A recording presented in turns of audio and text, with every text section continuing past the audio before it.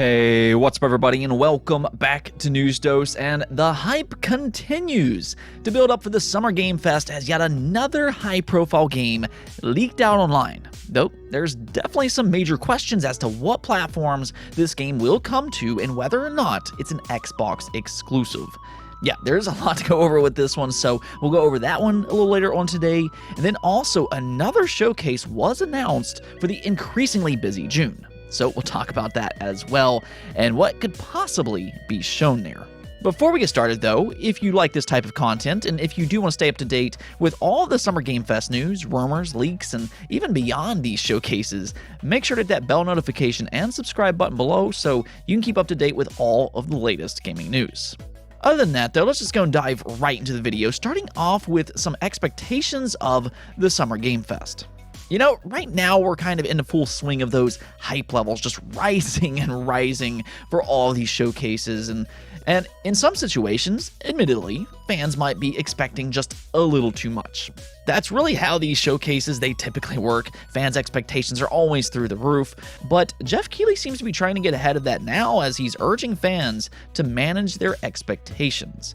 Now, I know that doesn't seem overly confident, as this is supposed to be his E3 replacement, but let's go take a look at his reasoning made here. We've got a couple of new game announcements in the show, and hopefully some surprises if everything holds. But it definitely is a show that's primarily focused on stuff that's announced, so we're doing some good stuff for you. But definitely manage your expectations in terms of the megaton shocks that you're expecting.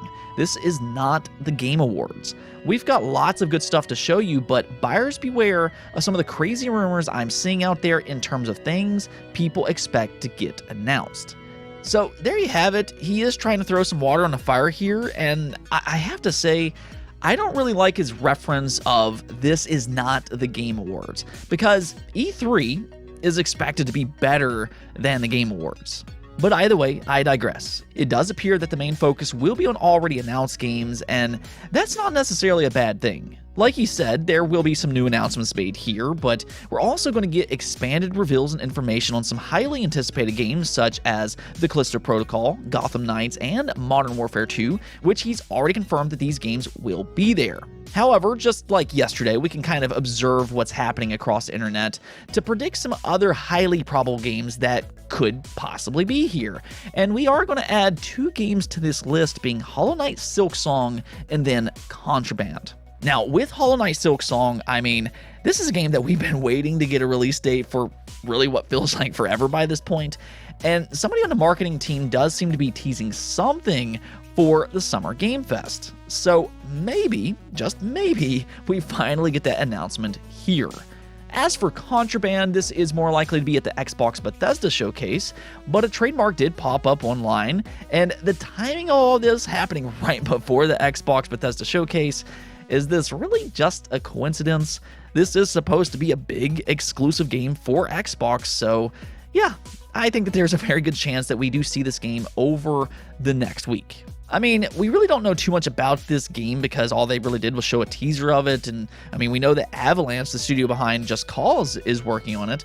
Other than that, we know next to nothing about this game, so again, I think that there's still going to be plenty of exciting things to show up over the next week. At the same time though, just kind of expect to see a lot of games that have already been announced previously.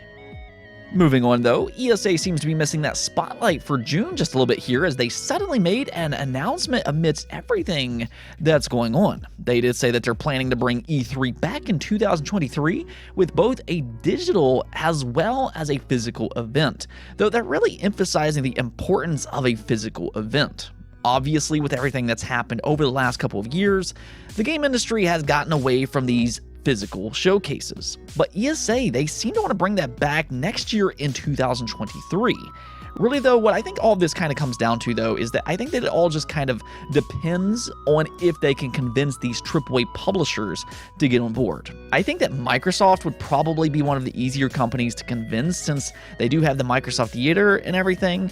But I do wonder if the cost is just too high for these companies to jump back into these type of events.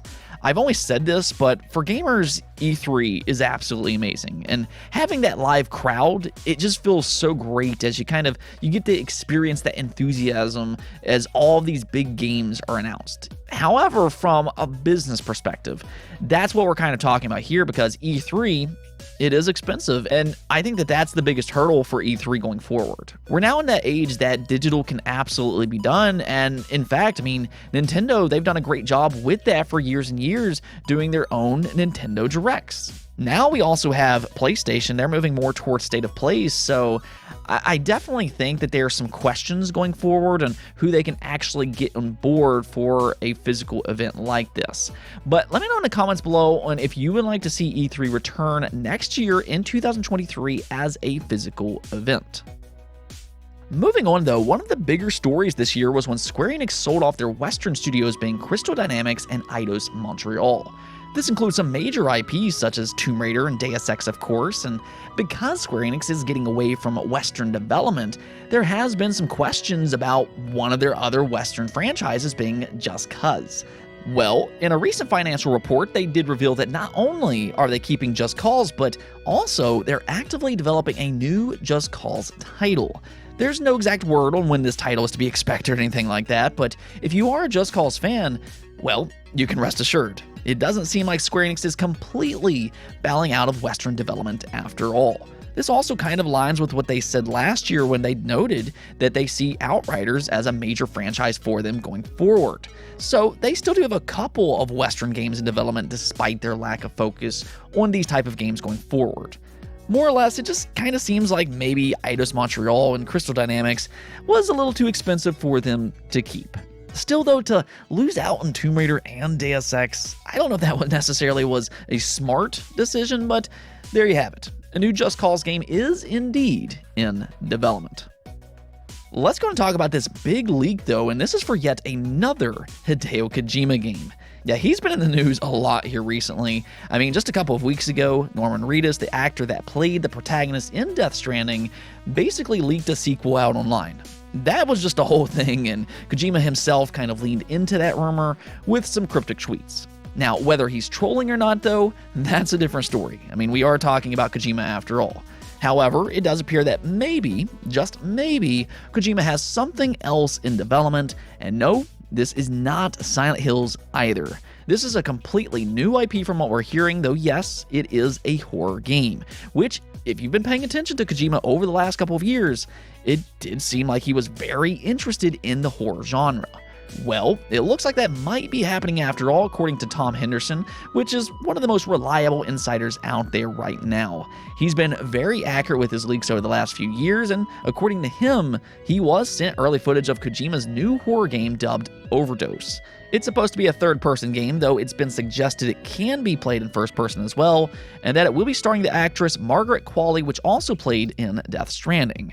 Now that alone I think is already very exciting because what we saw with PT and Silent Hills just last generation. Unfortunately, that game was cancelled, and it was basically the end of Kojima and Konami's relationship, but PT has gone down as a legendary demo that shows just how much potential a horror game like this from Kojima really has. For a lot of people, it was just an absolutely exceptional demo, so it will be fascinating to see what he can do with a new horror game. Now, beyond that, though, this is where the questions really start to come in, because there's also another rumor that's going around, and really this has been going around for quite a while. Yeah, you all probably know what I'm talking about here, and that is that Kojima signed a letter of intent to work on some type of cloud-based Xbox game. Little else is known about this game, and kind of keep in mind that none of this has been confirmed just yet, but if you dig a little further, the Xbox Phil Spencer himself, who's known to tease future announcements with background props and t-shirts, had a KojiPro statue next to the Xbox logo on his shelf in a video in the past.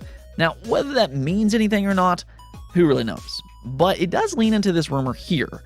For that matter, as many fans have been speculating over the last couple of days, Kojima was in a recent hype video published by Xbox for the Xbox Bethesda showcase. Again, whether that actually means anything, that's a different story, but this is kind of where all the speculation comes in. So could this horror game possibly be the Xbox Cloud game that we've heard so much about over the last year? Now, of course, all of that's just speculation, though. It might not be, and it very well could end up being a multi-platform game, or it could possibly even be a PlayStation exclusive, or who knows? It's just right now, as we currently stand, we have 3 rumors for Hideo Kojima. One is that he's working on a Death Stranding sequel. That's coming from the actor that worked on Death Stranding. Then we have the Xbox Cloud rumor, and now this Overdose horror game as well.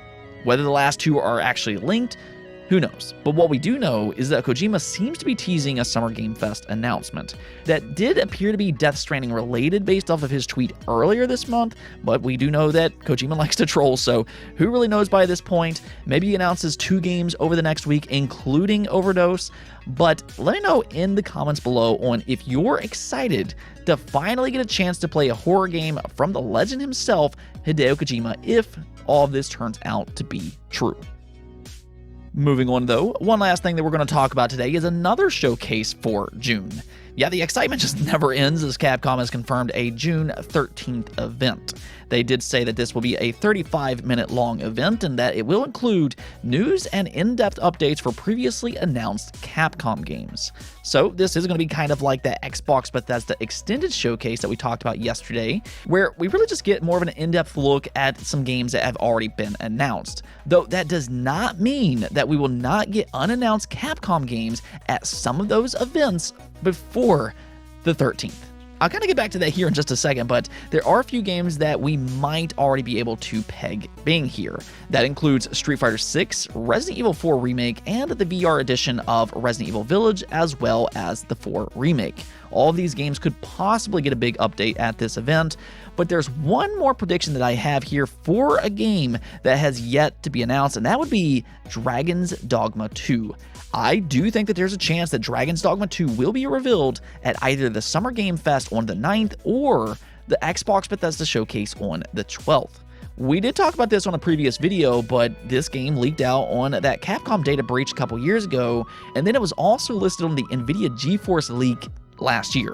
So with both of those leaks being pretty legitimate, I'm pretty sure that this game is in development. But on top of that, a new Dragon's Dogma anniversary website recently opened up. In fact, the director for Dragon's Dogma retweeted the Capcom Showcase announcement. So again, I think that there's a very good chance that we do see a sequel over the next week. And truthfully, that first game had a lot of potential, and I think that they could have a big hit here if they do the sequel justice. Either way, though, go and mark your calendar for June 13th when we'll see that Capcom Showcase. Let's go and take a look at the poll of the day, though, where I asked you all on whether or not you've played the original GoldenEye 007 on the Nintendo 64. And you all did me proud here with 63% of you saying yes, while 35% of you said no. So I was very happy with the results here, knowing the majority of you all have played this game, and I know some younger fans, they don't exactly understand the impact of GoldenEye, but it's one of those games that really helped revolutionize first-person shooters on consoles as we see today. Obviously, Halo on Xbox had an even bigger impact years later, but during the Nintendo 64 days, Rare was one of those leaders with GoldenEye and then later on with Perfect Dark. These were very fun games at the time, and they offered some of the most fun local multiplayer game for this era as well. And I think that right there is one of the reasons that it's so exciting to get a potential remaster, because now that consoles have online connectivity, we could see a remaster get online multiplayer. That would be really cool to see, especially again if you grew up playing GoldenEye with some friends and family. If anything, though, it's just nice to see such a beloved game like this maybe finally get a chance to come back. So hopefully those leaks do amount to something here with a GoldenEye remaster. Anyways, though, that's it for this episode. But if you liked the video, don't forget the bell notification and subscribe button for more content just like this. Also, if you'd like to support the channel through Patreon, thank you for making this content possible. Peace out.